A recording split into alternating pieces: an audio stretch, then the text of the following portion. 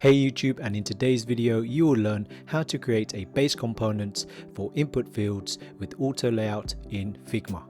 And my name is Roy, I'm a UI designer based in the UK. I've got a little playground here and it's just 3 elements, a text item and 2 icons. Now the way we're going to do it is I'm just going to duplicate this. I'm going to select both of these and straight away hit Shift A. So this is for the leading icon. We can have a spacing of, let's say, 8. We are going to call this input text. And now if we just play around with the sizing, you can see that this is not fluid, so we're going to go fill container. The next thing we're going to do is we're just going to combine this with the icon. So again, we do Shift A. We want to make sure it's vertically aligned in the middle. And now if I'm going to make that, you can see this is not going here. So all we have to do is hit enter, go into input text, and I want that to fill container. There we go. We're going to call this dot base input text. We're going to give that a fill of white, and now we're going to put in some spacing values, but for here we're going to say 0, and here we're going to start playing around with spacing. So let's say 10, 12, 10 and 12. Okay, nice. And if I just put a border radius of 6, so here we created a very simple base component for an input field. And the way we can test it out is we can keep typing along here, and you can see that it grows, but we don't want it to do that. So what I'm going to do is Command Z, and what we want to do is we're going to say fill container, but we actually want it to say hug. Well, let me just test this out. So here I'm going to start typing. Okay, we're filling the container. We don't want it to do that. If we say hug, there we go, but now it's starting to go out of it, and the way it behaves is we actually want to clip. So there we go. So now it's kind of normal behavior. The only thing to think about is how you can do this, but we won't get too much into those details. So again, I'm just going to put text,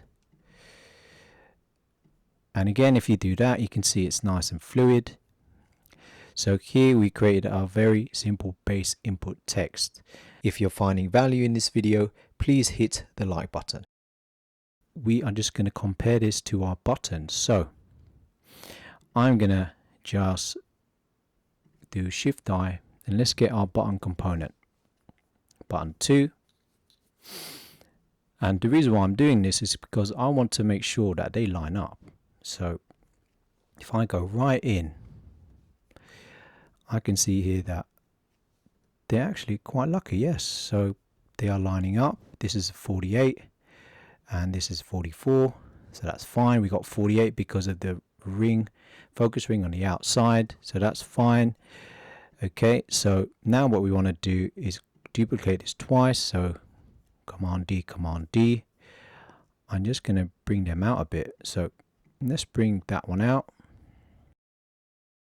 Let's bring that one out as well. So now we just created an extra 2.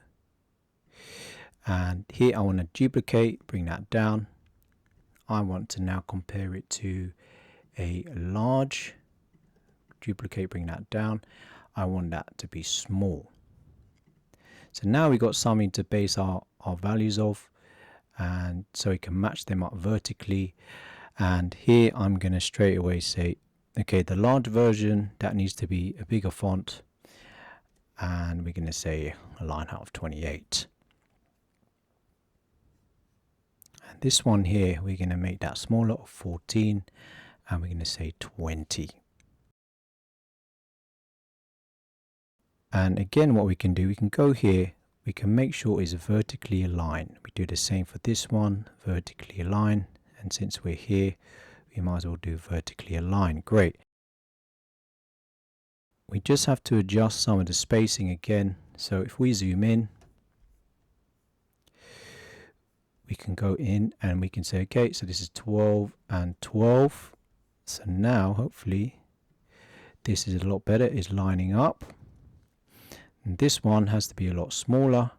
But one thing we have to do is actually swap this for a smaller icon. So the way to do that is click on here, Shift I, look for search, and we have our very own icon library. So this is from Tailwind. I just then bring that in and I'll just delete that one. This one I'll go left, and now the height is reduced because this is a height and the width of 20, and here I want to actually reduce the height to 8 and 8.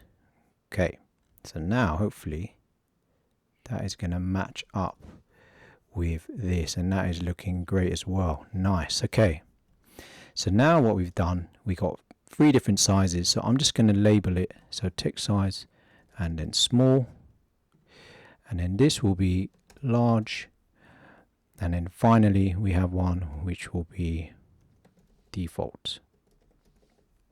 Great.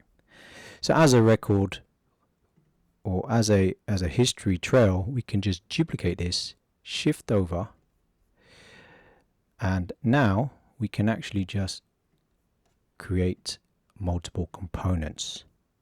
So now we are set up to create a large set with different states and variants. So that will be on the next video, and maybe you can take on the next challenge, see if you can make a variant set based on the button video that we did, and see how you get on. So hopefully you found this video useful. Please leave a like, leave a comment, subscribe and hit the bell.